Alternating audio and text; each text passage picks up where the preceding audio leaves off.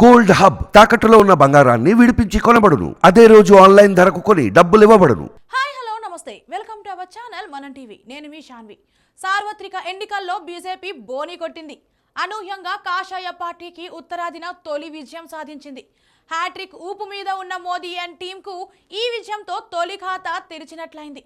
Surat segment లో బీజేపీకి ఈ అవకాశం దక్కింది. అభ్యర్థి ముఖేష్ దలాల్ ఎన్నిక లాంఛనం కావడమే అందుకు కారణం. ఈ నియోజకవర్గం నుంచి పోటీకి దిగిన కాంగ్రెస్ అభ్యర్థి నీలేష్ కుంభని నామినేషన్ తిరస్కరణకు గురవడం, పోటీలో ఇంకెవ్వరూ లేకపోవడంతో దలాల్ విజయానికి మార్గం సుగమమైంది. సూరత్ నుంచి కాంగ్రెస్ తరపున పోటీ చేస్తున్న నీలేష్ కుంభని నామినేషన్ ను రిటర్నింగ్ అధికారి తిరస్కరించారు. ఆయన అభ్యర్థిత్వాన్ని ప్రతిపాదించిన నేతల సంతకాల్లో అవకతవకలు జరిగినట్లు తేలడంతో ఈ నిర్ణయం తీసుకున్నట్లు ఆర్ఓ వెల్లడించారు. ఆయనకు ప్రత్యామ్నాయంగా కాంగ్రెస్ నుంచి వేసిన మరో నామినేషన్ కూడా చెల్లనిదిగా ప్రకటించారు.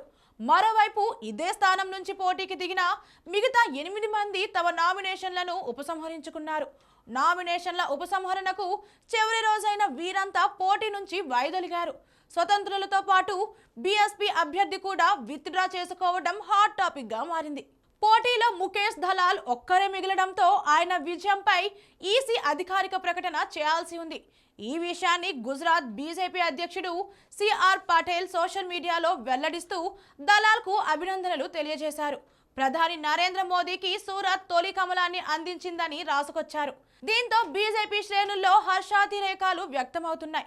టార్గెట్ 400 స్థానాలతో ఎన్నికల బరిలో ఉన్న బీజేపీకి సూరత్ విజయం ప్లస్ అనే చెప్పాలి. మూడో ఫేజ్ లో గుజరాత్ లో 26 లోక్సభ స్థానాలకు మే 7వ తేదీన ఎన్నికలు జరగనున్నాయి.